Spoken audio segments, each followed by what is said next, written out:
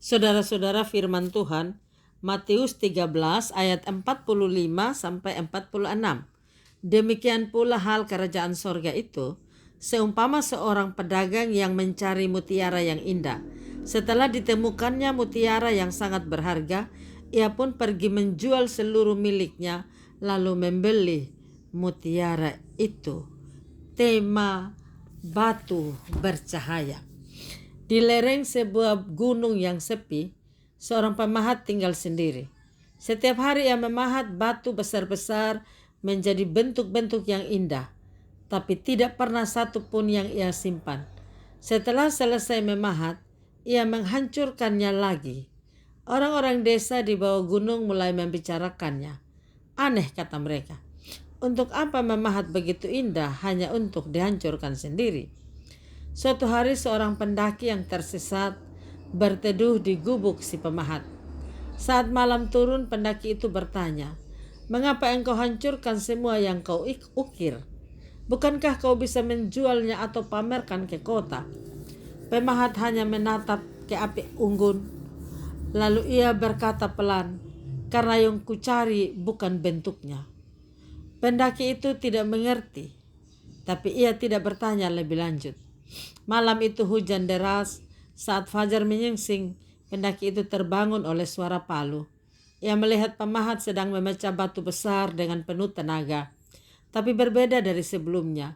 Kali ini pemahat itu tidak membentuk patung, melainkan membuka lapisan batu demi lapisan lainnya, seakan mencari sesuatu di dalamnya.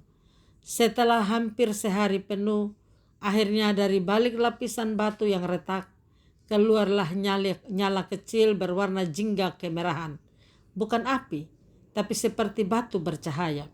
Batu itu bersinar dari dalam, hangat seperti bara. Pemahat mengangkatnya dengan hati-hati, lalu tersenyum untuk pertama kalinya. Pendaki itu melangkah mendekat takjub. "Apa itu?" tanyanya. Pemahat menjawab, "Itulah yang kucari selama ini. Batu yang menyimpan api. Tapi untuk menemukannya, aku harus menghancurkan ribuan batu yang lain." Pendaki itu diam. Ia mulai memahami. Sebelum pergi ia berkata, "Orang-orang desa takkan pernah mengerti." Pemahat tersenyum. "Tidak masalah. Yang penting aku tidak berhenti mencari." Ada saat ketika hidup seperti deretan batu yang sama, keras dan membisu, kita melakukan hal yang sama berulang kali. Berjuang, berharap, dan seringkali tidak melihat hasil yang jelas.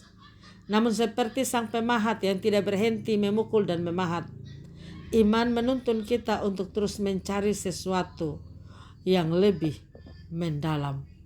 Pemahat menjawab, "Itulah yang kucari selama ini."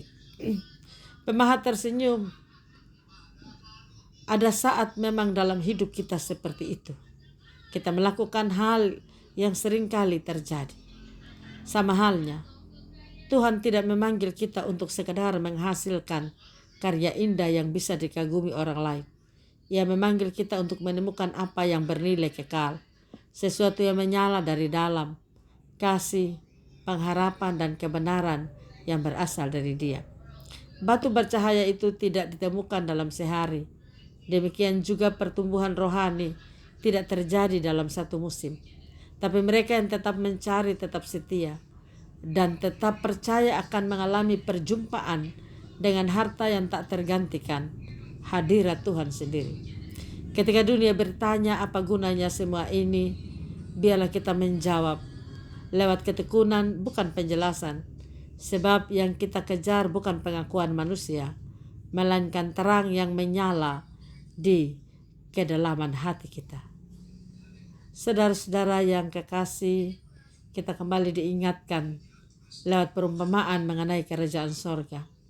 Kerajaan sorga pertama-tama diumpamakan sebagai harta yang terpendam di sebuah ladang dan mutiara yang sangat berharga. Keduanya menggambarkan sesuatu yang sangat berharga, sehingga yang menemukannya rela menjual segala miliknya demi mendapatkannya. Kerajaan surga diumpamakan pukat yang menjaring berbagai ikan. Ikan yang baik dan buruk dipisahkan. Itulah tindakan malaikat di kerajaan surga, yaitu memisahkan orang yang baik dan orang yang jahat. Amin. Mari kita berdoa.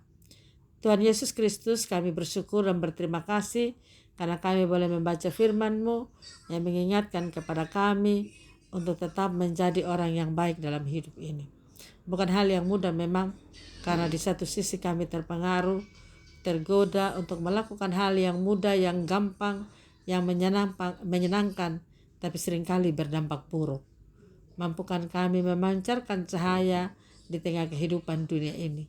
Terang kasih Kristus menyinari kami. Dalam nama Tuhan Yesus Kristus kami berdoa. Amin.